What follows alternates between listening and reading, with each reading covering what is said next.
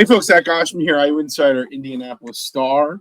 This is Mind Your Banners for, what is today, Wednesday, April 16th, 2025. He is Mike Niziolek. I am Zach Osterman. This is Mike, we should have called it like the Blowout Podcast, but it's the Mind Your Banners IU football spring game preview extravaganza.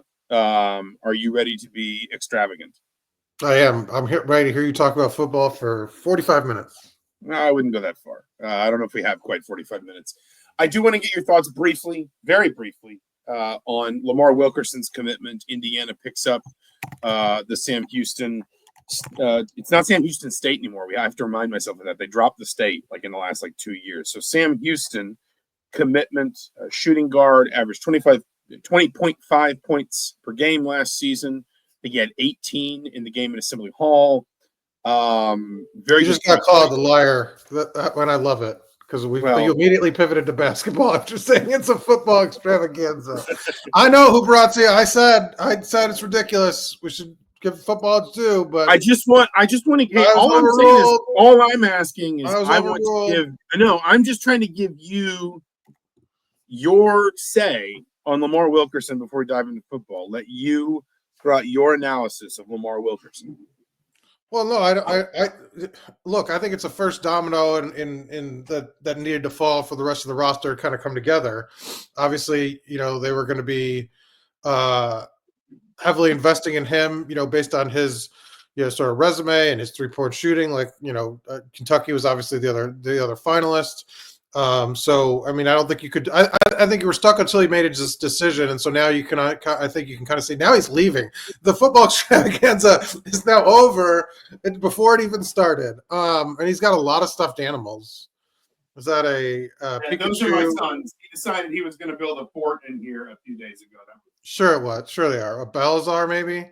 But look, it's the first domino to fall, and now I think you probably will see some movement here pretty quickly in terms of who else they bring in. And obviously I think fans enjoyed the fact that, when it came down to Indiana and Kentucky, Darren DeVries got his first win ahead of their matchup this season. But as a player, I still think it's sort of silly to sort of guard or grade everything before it all kind of comes together, or even comes close to coming together. But I think you can see his vision starting to take shape in terms of shooting and things like that. Yeah, I think all that's fair, and of my even unbiased objective frustration with not seeing much in the way of court spacing and modern offensive philosophy in Assembly Hall in recent years, and so it seems like things are kind of pushing in a promising direction for Indiana on that front. But we are here to talk about football. Don't tempt me, Hoop. I will just keep talking about basketball. I'll start talking about soccer if you want me to. Indiana spring game Thursday night, 8 p.m. kickoff. Curt Cignetti, it's the same. I think the same basic format as last year. They're essentially just going to play 2 quarters of football. Cignetti, I don't know. We asked him this week about not having a spring game, and he just kind of waved it off a little bit in terms of. I know some other schools have decided not to hold a spring game, but Cignetti just kind of, I don't know. He sort of acted like, well, why would I not do that? Why? He's just this is what we do. It's just another scrimmage. He kind of played down the idea that it was going to have a ton of impact. Obviously, he's not going to give his brutally honest opinion on that sort of thing because everybody's concerned about the portal, and putting stuff on film that then maybe leads schools to try and recruit players off your roster that you don't want to lose. This game will not be televised, so maybe that's a bit less of a concern. But you wrote today, Mike, about just I guess what few details there are about the structure of this spring game. So fill us in on kind of what you expect it to look like Thursday night. Well, yeah, the scoring system is exactly the same. It'll be one full half. I'm surprised in general. Maybe it's a coach-led thing in terms of I haven't seen how many these games were televised. I think some that weren't like that moved away from the spring game, like in a game or a scrimmage warrants. And I mean, this was usually networks were the whole reason networks wanted this kind of stuff was to fill programming. And so like I was surprised to see that Indiana's game wasn't sort of on the schedule. I know he calls it a glorified scrimmage, but it's still content, and that sort of leads the day for these networks. This is the Hoop Razzi asks, is this the only time they'll tackle this fall? This might be the only time they tackle this off season. They didn't do it at all last fall. And so, I mean, it's pretty significant. Didn't they tackle in the scrimmages in fall camp, I thought? Or maybe they did. He told you in your answer when you asked him about it. He said, we didn't do it at all this fall. You didn't commit to that. I think it's probably a play it by ear, see how many guys you got to bring in, what the kind of results of these, these scrimmages. This will be the third scrimmage of the spring, what things look like, how happy you are with the tackling.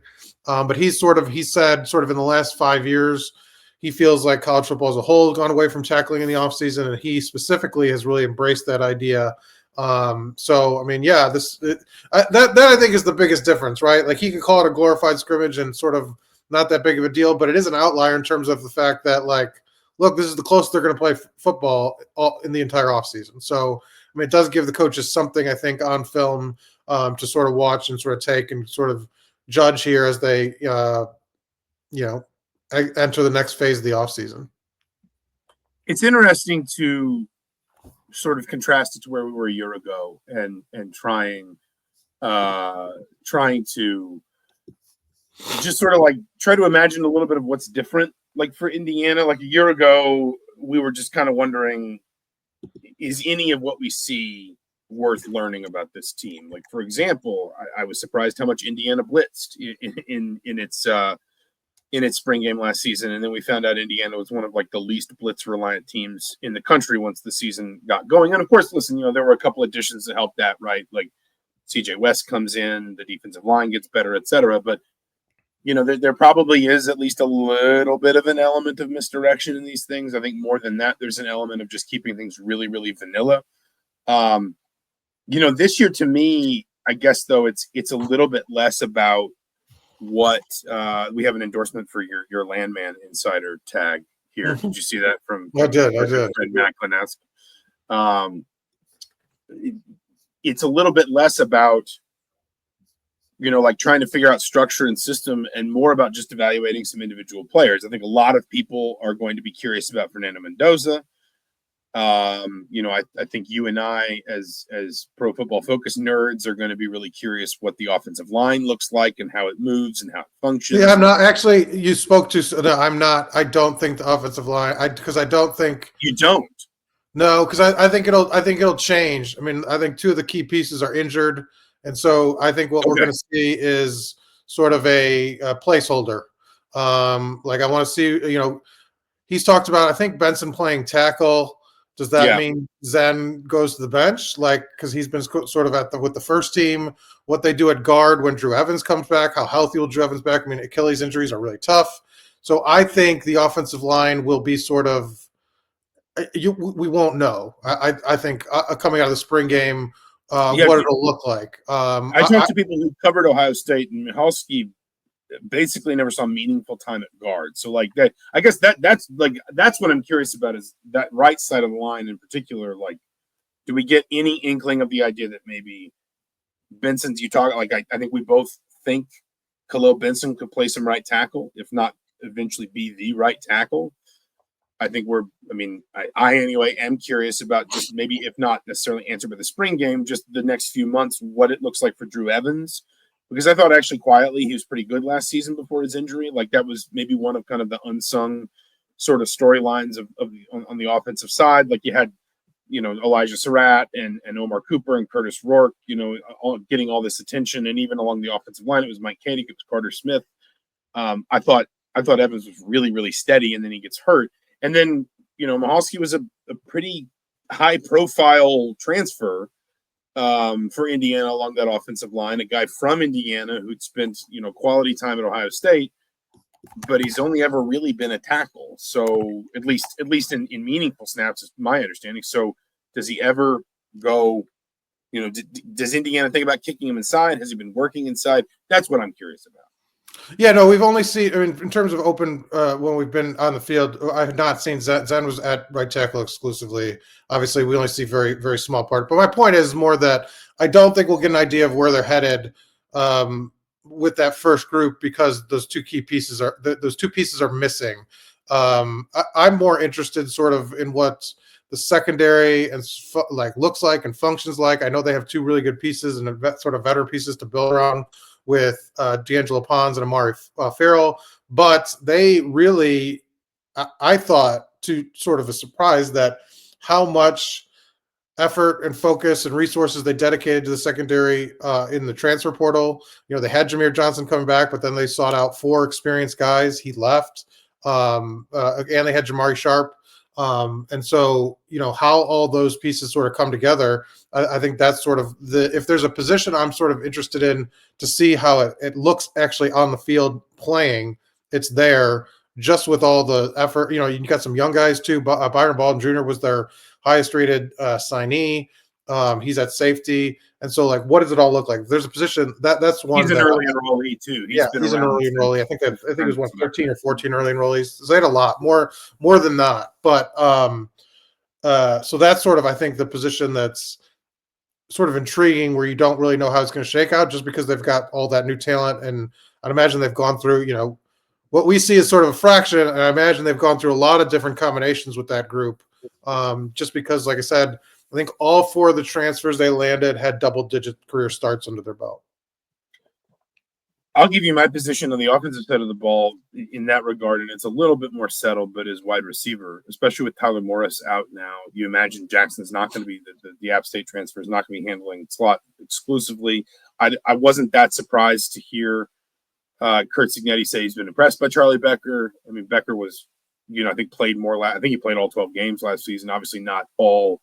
I think he was one of only 3 freshmen that didn't redshirt. And he was quiet because he played a lot of special teams, but he had that one touchdown against Western Illinois. But the point is, they clearly felt like he was just a good enough football player, full stop, that they didn't want to take him off the field. That they thought he'd earned the right to kind of stay on there. Indiana needs him now. Indiana needs EJ Williams now. Huberazzi says here that IU lost 4 guys who were slotted for backup roles. And technically it was 3. Philistine, Josh Philistine left the program in January. Now, he couldn't enter the transfer portal at the time, so that was not a new name. But 3 other defenders, or 3 other players, but he was not a new name. But either way, my point is that's a position where you have kind of these 2 sort of, cornerstones right at the boundaries, and Omar Cooper and Elijah Surratt. But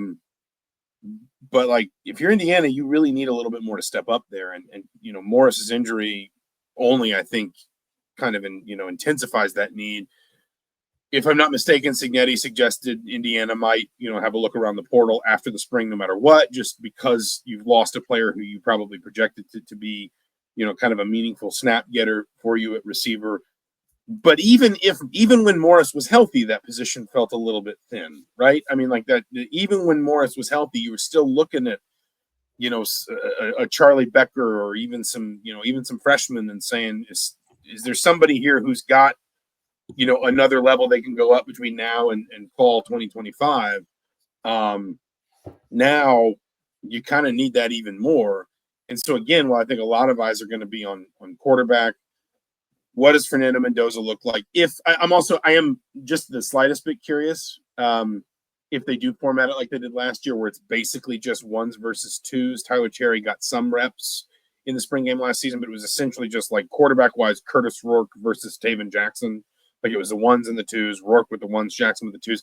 I am a little bit curious who goes with the 2s, whether it's the ODU transfer, Grant Wilson. It's Grant Wilson, right? Or it's obviously Alberto Mendoza, Fernando Mendoza's younger brother. But first and foremost, I'm looking at that. I'm curious about the offensive line, but I also look at that group and I say, if you can get Drew Evans healthy, if everybody stays relatively healthy into the season, you kind of know what you have. You got a bunch of 4th and 5th year players there. You got guys that have started a lot of games, whether it's at Indiana or somewhere else. And wide receiver, which was a quietly critical piece of Indiana's offensive success last season. You kind of really need somebody to step up, and maybe it only needs to be one player right now, and then you can go add another one or two in the portal. But you need somebody, I think, now to show that they are ready to go up a level and be a meaningful contributor for Indiana in 2025. Yeah, a couple of things. And Mekhi Jackson, the App State transfer, has been banged up. Cignetti said it was a hamstring injury previously. So, like, how much will he play in the spring game? Two of the three freshmen they do have at the position enrolled early, Bond and Kendrick. So they have been able to get an early look at like how they'll fit in. And so maybe kind of Cignetti was not sort of full-throated in saying they're going to definitely get, people. So maybe it was more sort of just to wait and see what they have and kind of judge it at the end of spring. But numbers-wise, I think just to balance it out, because look, they're not a coaching staff that's afraid to just have like a guy play 700 snaps. Like you look on defense too, like their defensive tackle is just like, well, we had a great defensive tackle. We'll just let him play the entire, like Elijah Surratt, I don't think is going to come off the field. So, I mean, I think you have to rotate a little bit more at receiver. Like that's you do, but they're not shy about sort of saying like, look, these are our starters. These are our guys that are going to get us there. So I think that helps a little bit in terms of like lessening the need for like six guys. But you do have to protect yourself from injury, right? Like, I mean, and they did rotate fairly consistently in the slot last year. That was the position where Miles Cross, Miles Price, Keyshawn Williams all sort of had really good success. And so, and it was the emphasis that what they put at the secondary this past off-season cycle was what they did at receiver their first year. And so I do think they need to add one or two guys just to make sure, like, look, if Omar Cooper goes down with an injury, then you have to play one of those freshmen. I think having EJ Williams is a luxury just in terms of like games played, but you do need to protect yourself a little more to your point that, they might just think Charlie Becker is going to be great, but like you can't just assume you're going to get through the season with all four of your top receivers not missing any time. Huberazzi brings up something here that I think is interesting. I didn't mean to take it down. He says, when we start talking about Curt Cignetti recruits, the portal can't be the only way to win. And listen, I mean, the short answer is like, I think there's still time. Cignetti in his history has not been a coach that leaned a lot on freshmen, especially if you look at like his last 3 or 4 years, which are probably his most instructive because those are his years at the FBS level. But I think it does open up an interesting question of, are there some players that you think we could see a little bit more of this season that were, signed, if not recruited and signed by Cignetti? I think there are a few that come to mind for me. One of the big ones is Mario Landino. You and I are still at loggerheads over exactly what his position is. I think it's probably tackle at this point or this point, but no, it's defensive end. It's defensive end. He was recruited as a tackle. It seems like he's getting more work at end. I could still see a pathway where he winds up at tackle eventually, but he that's where he saw most of his work last season. Elijah Hardy, I think, is quite, maybe a linebacker that people are not talking about enough. I mean, I'm not going to sit here and say he's Jalen Walker 2.0, but I thought that there was a lot more encouraging play from Hardy than maybe we talked about last season. I think he basically just got kind of like completely overshadowed by how well Fisher and Walker played. And then you had Isaiah Jones behind them, who was just so steady and versatile. And I don't think people appreciated that Hardy actually quietly had a very good season for a freshman who I think didn't arrive until the summer. If I'm not mistaken, he didn't arrive until June. Had a couple defensive touchdowns. When I mentioned like the Jalen Walker comparison, I think he does have some of the athletic profile Walker had, of being somebody that's a little bit smaller, a little bit quicker, not necessarily kind of as heavy as some linebackers tend to play, but that makes him a little bit more versatile in that defense. Daniel Ndukwe is one that I know the staff was high on when he was committed to James Madison. Now here's an opportunity to kind of push him over. And now that he's come over to Indiana to kind of push him in. He was another one who played at least a few games last season. I think he may have maintained his red shirt. I'm not sure, but he was still a little bit involved last season. He's got that kind of physical profile that coaches like for a defensive end where he's much more tall than he is sort of strong coming in, but I think he's already added some weight and some strength. And then on the offensive side, I mean, I am, again, at least a little bit curious about Alberto Mendoza. And there's every chance Wilson runs out there with the twos and Alberto Mendoza is a clear number 3 this season. But, you know, we talk about this practically every year. And even last season when Indiana had pretty good luck with health, they still needed their backup quarterback for some quality snaps in Big Ten games. So if it is Alberto Mendoza backing up his brother, then I am at least a little bit curious to see what he looks like a year removed from, early enrolling and kind of flattening out that freshman learning curve.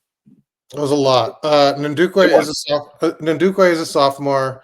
Okay, so he didn't. He was one of the other guys that did not redshirt. And Landino was, I think, the third. So those were the 3. Landino didn't even come close. Like, he was pretty much in the mix when healthy. Right, but I'm saying those are the 3 guys. Those were the only 3 freshmen that didn't redshirt. So, I mean, you're all expecting all 3 to be contributors this year.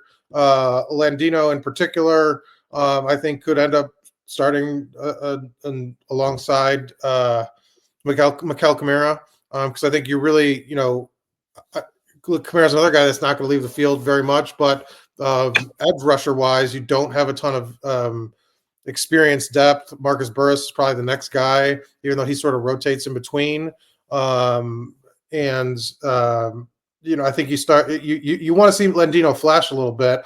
I think you're on point about Hardy. He forced, I think, 4 turnovers. Let's see, 2 interceptions. Two forced fumbles, 2 interceptions. Now, some of that was against second-team offenses and blowouts, and so one of those touchdowns was against Western Illinois. Yeah, you have to factor that in. But the coaching staff at sort of like the last 6 weeks, really, Jones sort of took a step back, and Hardy was the guy. I think he's sort of the foregone. He's going to start alongside Aiden Fisher, and like you said, I think he has a real upside, and he's a young guy too. Where you talk about, not a portal guy. He was, but like he spent the first year at Navy but didn't play. So he still maintained his freshman eligibility, but a homegrown type of guy that will see, I think, a really critical role in the middle of that defense. How much? We've already talked for approaching 25 minutes here. And I want to wrap up a little bit with something that Matt asked about Indiana's being active in the spring portal. But before we do that, how much more do you think we can learn? Because I feel like spring games to me are a slightly more intense version of like Midnight Madness, where because you're so far removed from the end of the previous season, but you're still fairly removed from the beginning of the next season, you're trying to read everything into it that you can. And sometimes you're almost in danger of kind of putting too much weight on it. Like last year, I think we were trying to figure out exactly how much to weight Taven Jackson's performance, because he looked better than Curtis Rourke. He just did. And by all accounts, he looked better than Curtis Rourke. Don't lump me into that. I don't know what you're talking about. That was not no way. That's outrageous. All right, Landman Insider, calm down. Off the rails. I don't know what you're talking about. Calm down. By all accounts, he looked better than him at times in the preseason too. Although we know now that Rourke was dealing with an injury at some point in that calendar. We don't know exactly kind of when the knee kind of went full tear on him. But is there? How much more that we haven't talked about do you feel like we can really read into this? And do you think maybe some of the answers that we're looking for, or some of the answers to some of the questions that we're asking, almost come from the idea that we don't see a lot of maybe a Mikel Kamara on Thursday night, or we don't see a ton of an Aiden Fisher, because Indiana just doesn't need to play those guys in a spring game to know what they are and to know what Indiana has? Yeah, that there is that element. Like now, at some point with some of these guys like Aiden Fisher and Mikel Kamara, why risk an injury? Yeah. But can you go an entire offseason without getting any sort of like tackle work? Is there some value in at least knocking off the rust so when you play game week 1, you're not sort of going, 8 months without tackling anybody? So I think there's a balance. You probably maybe see a little bit less. I had the spring game stats from last year, and Rourke's numbers were a little worse than Taven, but I think the drive that stood out was the game winner in the last 2 minutes, where everything sort of clicked for him into place, and you kind of saw what the offense looked like. But to your point, Anderson Kobe had the biggest numbers of the night, and then he was not really a factor of the whole season. But I will say, I think you saw in that spring game a really good hint at what his system looked like and how it playmakers thrived in it. You saw all sorts of guys make catches. You saw the running back room sort of change off and rotate and kind of there was no drop off.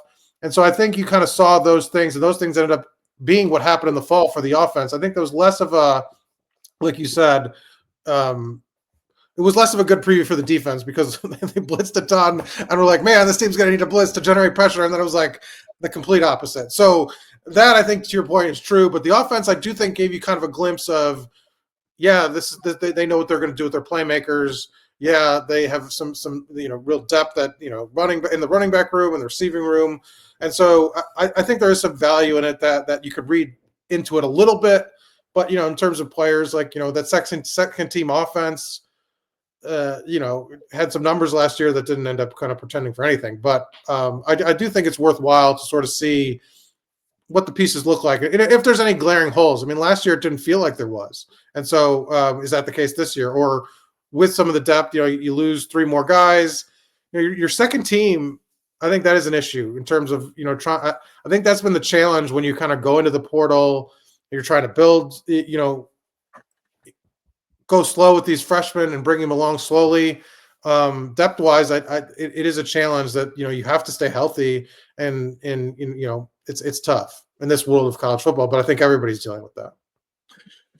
Let's wrap up with this. Matt Glennesk, who longtime listener, first time caller, one-time host of this podcast many, many years ago. How active do you anticipate IU being in the spring portal? It's been a mad dash for programs like Purdue starting from scratch, which makes sense. But what about IU? I mean, I think the first question any program is going to ask itself in the context of discussing the spring portal is, did we lose anything? We've seen, Austin Barrett's gone into the portal. Sam West has gone into the portal. I think those were 2 players that I think I was at least curious if they'd break through, and now clearly it appears they won't. I don't know that, I wouldn't put it past either one to go be a productive player somewhere else. I also am not going to sit here and say that's a horrible loss for Indiana right now today. I always liked West when I saw him, but at the same time, I think Indiana's been, Indiana's taken 2 transfer tight ends, and I think they may still be sort of sniffing around in that market in the portal. Well, they have 5. They have 5 tight ends. So I mean, numbers wise, that's a lot of that's a lot of tight ends to sort of carry on a roster when. And West is heading into his 3rd college season, I think. So at a certain point, I get that you just kind of want to find a place where you're going to play. And listen, the other part of this is a bit of a tangent, but I think the other part of this discussion is we've learned that guys, sometimes the plan is I'm going to leave, I'm going to go somewhere where I can play, put some stuff on film, go produce some numbers. Then I'll just go back into the portal, and a high major program will be more interested in me. And maybe if they give me more NIL money, then they're more invested in playing me because they feel like they can't, they've committed those resources. They got to stick with me, that kind of thing. So the first question Indiana's going to ask is just is there more portal attrition they've got to deal with? I think from there, again, I think Indiana's in that tight end market. Maybe with some specific targets in mind, but if something is there to be done. Again, we discussed wide receiver and whether Indiana, would be able to find somebody that could make up for at least some of what it loses in Morris's injury. And then the other one that I have pointed out most of the offseason, Indiana was still kind of in the market for and never seemed to find anybody. And maybe they find a way to answer these questions internally across the course of the spring, but was kind of basically an edge rusher opposite Mikel Kamara. Like somebody at the other end of the line, especially if Kamara is going to spend so much more of this season at the other side of the line. Last year, he was kind of like that, that weak side edge rusher. This year, what do they call it? They call it the stud, the sort of hybrid position. He's going to do more of that. So you might need somebody on the other side. Again, maybe maybe somebody like Ndukwe took some real strides in the spring and you feel like that question's answered. But if not, if you're Indiana, I mean, it's tricky because, there's not a team in the country that couldn't use more pass rush. But I think that's the other spot I'm curious to see if Indiana kind of gets its hands, kind of sort of deep into the whatever the talent pool looks like in the portal. And the converse of worrying that you might have lost some people or you might lose some people because of this portal window specifically with NIL plus rev share and the house settlement being pushed off and everything. The converse to that is you might also have more opportunities in the spring portal than you would have expected 6 months ago. And so there might be more for you to explore in that area as well. Well, I think numbers matter too. They don't have like this is obviously unofficial, but I have them projected at 79 scholarship players. There's also the overriding roster limit about how much they want to carry total. And so that sort of impacts how much room they will have. So it's not like they have double-digit slots to fill. That's 6 maybe if they don't add anybody that we don't know about on scholarship, like a walk-on that they want to keep or something like that. So it's not a ton of not going to jump. I mean, unless they lose a bunch of guys here the next couple of days, it's not something where you need to get 15 guys. And I would point out last year, I think targeting 2 impact players or a couple of guys is the way to go because they signed a bunch of guys, but West and Pons were, in terms of like the contributors, and like I think that's where you want to try to dedicate your time and your resources to is trying to what are our 2 holes or what is our main sort of issue coming out of spring and just focus on that. I mean, you can try to add some depth guys, but I feel like a lot of that you're just taking flyers on guys like you said that are trying to restart their career or try to find a quicker path to playing time. Maybe I think it's just a lot more of a challenge. Like there's been a couple of names. Obviously, Tennessee quarterback has sucked up a lot of oxygen. The Cal running back, but I mean, the talent pool doesn't jump out at you and say like, oh man, there's just a ton of guys available right now. Like it doesn't seem that way. And I know things will change here. Obviously, we got 10 days, but I think you're just looking for an impact player or 2. Starter caliber guys because I think that helps your depth, right? You push the top guy you had there down a little bit, give them some time to develop. I think that'll be the key, not sort of necessarily kind of trying to add everybody you can. And maybe that changes. Maybe they lose 5 more guys and they just need some depth. Right. I mean, there's always that too. I mean, when you talk about sort of opportunistic, I mean, I mentioned tight end. One of the ones I would be curious about, if I'm pronouncing this correctly, is Jack Endries, rather, who the Cal tight end. If I'm pronouncing this correctly, Zach Endries. No, that's Jack. I don't know if that's a pronunciation issue. But he's got 91 catches for 1,031 yards and 4 touchdowns in the last 2 seasons. Obviously, a lot of that will have come from Fernando Mendoza. So there's going to be a sort of pre-existing relationship there and some chemistry that you can play on.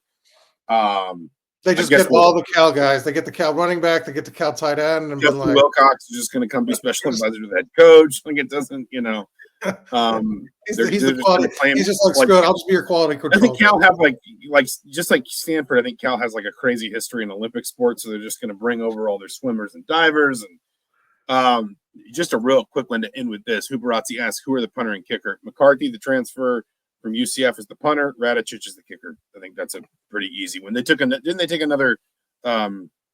Frankie. I think he'll be the kickoff. The kickoff specialist. And you've also got Radicic will handle. Presuming he's still there, Quinn Warren, I thought had an encouraging kind of sort of spot start, if you want to call it that, for those few weeks that Derek McCormick was out. But no, it's going to be those 2. It's going to be McCarthy and Radicic. There's no question about that. We'll leave it there for now. Mike will be at the spring game Thursday night. I will not, because I made plans for my wife's birthday when this game was supposed to be on Saturday afternoon, and I can't cancel those plans because they moved to Thursday night. That is entirely not my fault. That is entirely Curt Cignetti's fault. It's your fault. It's Landman's fault. Curt Cignetti's fault. IU football needs a Landman to come solve these problems of spring games. Create a road from wherever you're going to the stadium, so you can just pop in back and forth. I could just fly my plane on the road, and then get some lawyers to hash out whether that was illegal or not. Landman season 1 on Paramount Plus. I think we've probably plugged Landman enough to get some sort of endorsement deal from Paramount, but I'm guessing they're not going to pick up the phone anytime soon. He's Mike Niziolek. I'm Zach Osterman. We will maybe podcast either into this week or beginning of next week just to kind of recap where basketball, I think men's and women's basketball, frankly, have gotten. You can't recap the spring game since you're not being there. I guess we'll just I'll just have a forum to do it. You can do like a 40-minute monologue. Here, I'll write out like 15 like a one-act play. I'll write out 15 questions about the spring game, and you just answer them on air. He's Mike Niziolek. I'm Zach Osterman. This has been Mind Your Banners for April 16th, 2025. Thank you so much for listening and watching. We'll talk to you soon.